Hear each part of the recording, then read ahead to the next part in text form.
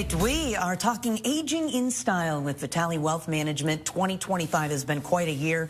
Let's take a look at some financial moves to consider as we get closer to January 1st. Joining us now is President and owner Joe Vitale.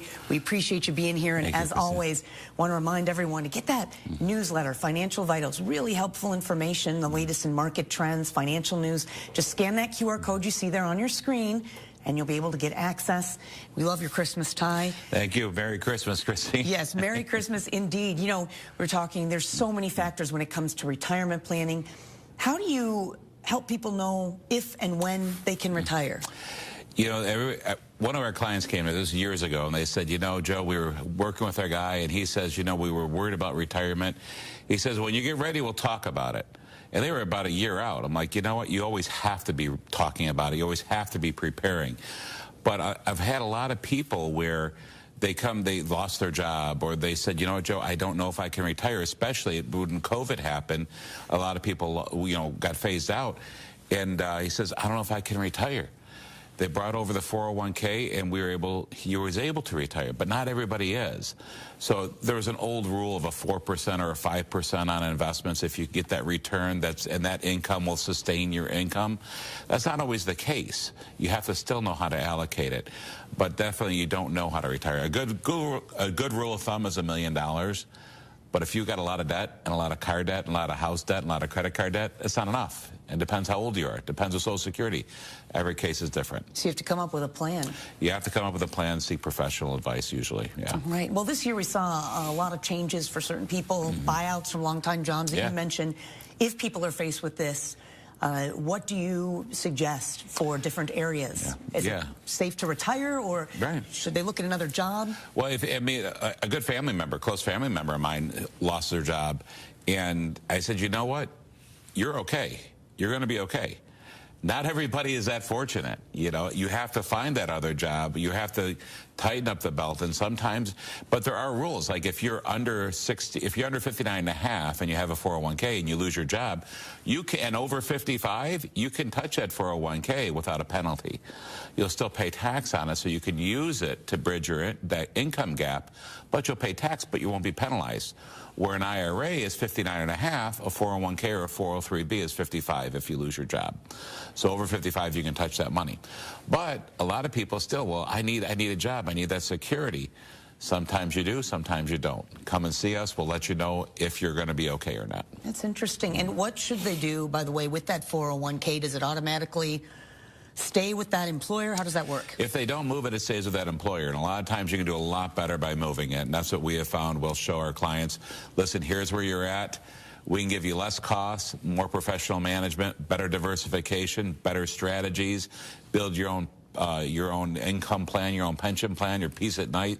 We want to make sure that it's diversified properly regardless of market volatility, which is the biggest thing. All right. And what about downsizing?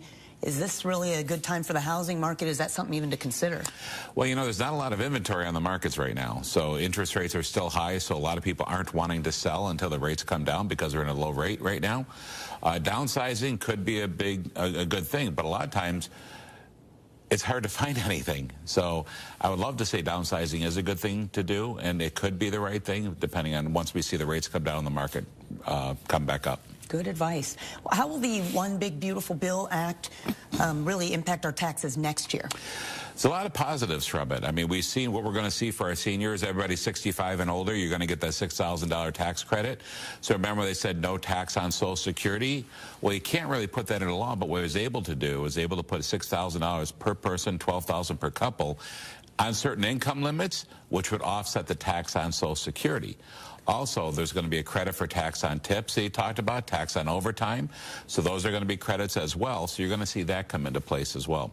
And then, of course, we had, you know, at the end of this year, next year, our tax brackets are going to go from 12 to 15, 22 to 24, 24. But because they made the tax cuts permanent, we're going to stay in that low tax bracket environment, which is really good. Very important because we need to start planning, because I believe the taxes will go up down the road with our debt the way it is right now. We need to do some smart tax planning right now. Well, with, you know, a volatile market, are there some ways, or what's the best way really to stay ahead and not get overwhelmed. It's easy. It's very easy. And a lot of times, a lot of our clients come in even as engineers, and everybody does it on their own, and that's great. But you know what? It's overwhelming. People still have unfortunately, you let your emotions run. And when you let your emotions run and you listen to the news or you listen to what's happening in the market, you could get overwhelmed. You could start selling when you should be buying and buying when and not stay the course. But if you're properly allocated, get professional help. Let us help you. We'll make sure that no matter what happens, if the market goes down, that's okay. We've got safe money, right? We got our sleep at night insurance money. Market's up, we're taking advantage of it. Proper allocation, let us take the emotions out of investing and be properly allocated and just enjoy retirement. And give us a quick market forecast, if you could, for 2026, and also your top advice as we head to the new year. 2026, I believe, is still going to be a good year. I think we were calling for 8 to 10% this year. We saw the S&P over 15% already this year, so it's a strong year.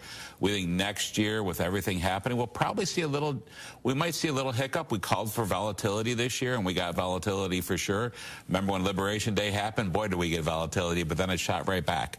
So I think we're still going to get a little bit of volatility next year, but I think it's going to be a good year overall, and stay the course. Make sure you're invested in good companies. I love our big companies that pay good dividends, good domestic, good international, paying dividends. AI is still a play, and I think that, I don't want to be too overly weighted in AI, but we have to have a piece of that.